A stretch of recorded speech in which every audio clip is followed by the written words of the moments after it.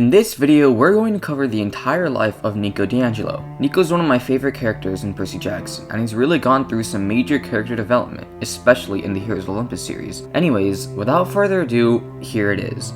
Nico was born around 1932 in Italy to Maria di Angelo and Hades. He also had an older sister, Bianca di Angelo. When Nico was still a child, his family moved to the United States and stayed in a hotel in Washington, D.C. It was here that Zeus, thinking Nico and Bianca were too dangerous and threatened Olympus, struck the hotel with a massive lightning bolt.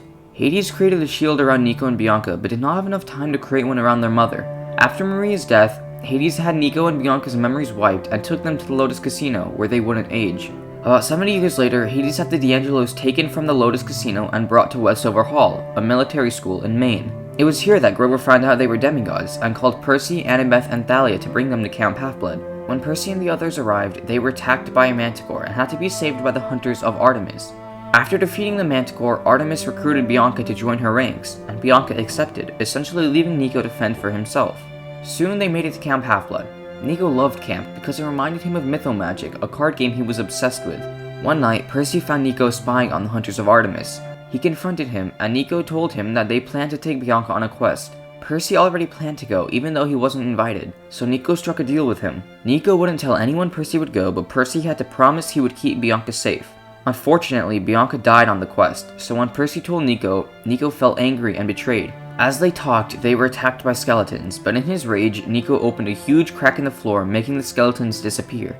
This was the first time that Nico used his powers as a son of Hades. He screamed at Percy for lying to him, and said that he wished Percy were dead, then ran off into the woods. Nico traveled on his own, and eventually found a ghost named Minos. Minos trained Nico, teaching him how to summon ghosts and shadow travel. Minos suggested that Nico do a soul-for-soul exchange to bring Bianca back, but Nico was reluctant to do so. Soon, Percy, Annabeth, Tyson, and Grover, on their quest through the labyrinth, accidentally find Nico at the Triple G Ranch. They meet the owner of the ranch, Gyron, who ends up taking everyone but Percy captive.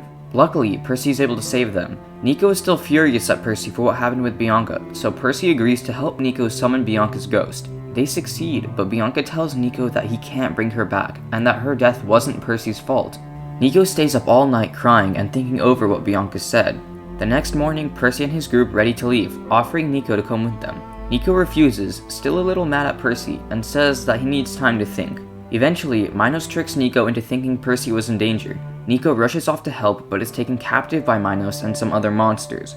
Percy and his group show up, and together they defeat their enemies. Nico banishes Minos back to the underworld, declaring himself the Ghost King. They all return to Camp Half-Blood, which is soon attacked. Nico fights bravely, summoning skeletons to help save the camp.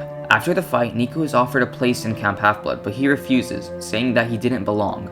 A couple months pass, and Percy's birthday arrives. Nico shows up, telling Percy that he had to decide whether to go through with Nico's plan, which would help Percy defeat Kronos. Eventually, Percy goes through with it, dipping himself in the river Styx to make himself invincible, like Achilles. Soon the battle with Kronos arrives, and Nico joins forces with Hades to help the demigods defeat Kronos' army. Together, Hades and Nico summon an army of thousands of skeletons to fight Kronos' monsters. After Kronos is defeated, Hades is finally accepted into Olympus, and Nico is offered a permanent spot at Camp Half-Blood. The last we see of Nico in the Percy Jackson series is him ordering a bunch of undead workers to build his Hades cabin. Since Nico is only mentioned a couple times in The Lost Hero, I'm going to skip to the Son of Neptune. During the events of the Son of Neptune, the second book in the Heroes of Olympus series, Thanatos, or the God of Death, is captured, which allows people to be brought back from the dead. Nico journeys to the underworld, hoping to find Bianca and bring her back, but instead finds Hazel, his half-sister, another child of Hades. Eventually, Hera leads Percy to Camp Jupiter, erasing his memory, which is all part of her plan to unite the Greek and Roman demigods and defeat Gaia. Percy meets Nico, although he doesn't remember Nico. During one of Camp Jupiter's war games, one demigod dies, but is shortly brought back to life, which confirms the theory that Thanatos is captured, and that Gaia is using the Doors of Death to allow her armies to be revived right after they die. Percy, Hazel, and Frank are sent on a quest to free Thanatos, so the monsters will at least be sent to Tartarus after they die. But without locating and recapturing the Doors of Death, the monsters will be able to escape back into the mortal world very quickly. Nico volunteers to search for the Doors of Death, but he's accidentally sucked into Tartarus while searching through the underworld. Nico is able to see Tartarus for what it really is, the giant body of a god. While fighting for his sanity, Nico ventures through Tartarus until he meets Aklis, the goddess of misery. She compliments Nico on his level of pain and says that she couldn't add any more misery to him even if she wanted to. Eventually, Nico is captured by two giants who take him to Rome, trap him in a bronze jar, and use him as bait so Percy and the Seven would come rescue him. Nico uses the death trance to preserve his life. Soon enough, Nico is rescued. He tells the Seven that in order to retake the Doors of Death, they have to venture through Tartarus, which is where one side of the doors are located. Percy says that they have to split up, since the team still needs to simultaneously retake the side of the doors that's in the mortal world, while others fight for the side in Tartarus. In Arachne's lair, Annabeth is about to fall into Tartarus, but Percy grabs her. Nico tries to help, but he can't reach them.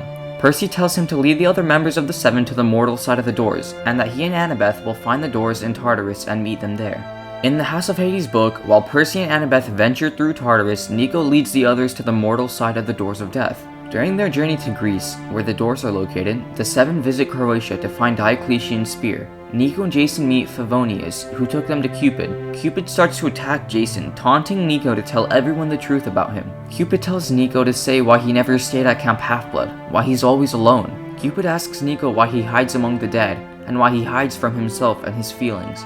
Nico yells, almost brought to tears, surprising Jason by the amount of pain and suffering he's been through. Eventually, Nico admits that he had a crush on Percy, but that he was always too ashamed to admit it. Cupid gives him the scepter and leaves, saying that the only way to conquer love is to face it.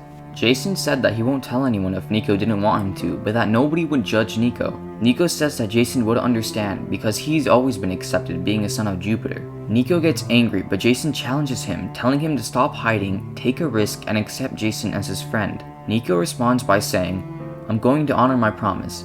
I'll take you to Epirus. I'll help you close the doors of death. Then, that's it.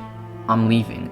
Forever." Eventually, the group succeeds in retaking the Doors of Death, and get Percy and Annabeth back from Tartarus. As they all ate dinner that night, Nico, Reyna, and Coach Hedge decide that they will take the Athena Parthenos back to Camp Half-Blood, as it is the only chance for the Greek and Roman demigods to avoid war.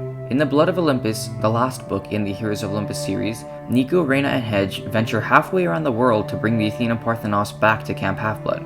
Nico shadow travels all three of them and the Athena Parthenos hundreds of miles, which tires him, bringing him to the brink of death multiple times. After facing many challenges, they end up in Reyna's childhood home, where Nico finds out what a bad childhood Reyna had. They also find an enemy named Bryce Lawrence, who threatens to kill and torture Reyna and Hedge. Nico gets so mad he releases all of his painful memories. The air around him turns to freezing, and he turns Bryce into a ghost, sending him straight to the underworld. Eventually, they make it to camp with the statue. Will Solace leads Nico to Octavian. The two of them notice that the Imperial gold Octavian's wearing is attracted to the catapult he's about to fire. Octavian doesn't listen and fires, flinging himself hundreds of feet in the air. After the battle with Gaia is over, Nico avoids Will, thinking he's a monster in Will's eyes for letting Octavian die. During the campfire that night, Reyna stands up and tells all the demigods of both camps Nico's part in defeating Gaia. She walks over to him, pulls him from the shadows and into the spotlight, and hugs him. Nico tears up, actually hugging Reyna back. The next morning, Jason goes to Nico's cabin, and Nico says that he's decided to stay at Camp Half-Blood. Nico notices Will and tells Jason to excuse him. Will tells Nico that he doesn't think he's a monster, but that Nico should spend the next few days in the infirmary for his own safety. Nico notices Percy, and Will tells him to go, and that he'll wait for him here. Nico walks over to Percy and admits that he used to have a crush on him, but doesn't anymore. He earns Percy's shock and a high five from Annabeth before turning back and going to Will. And that's it. The entire story of Nico di Angelo. Well, most of it anyways. I didn't go into the Trials of Apollo series because I didn't want to make this video too long. But if you guys want to see a part 2 where I go over everything that happened in the Trials of Apollo, make sure you comment that down below. Anyways, thanks so much for watching, and I'll see you all next time.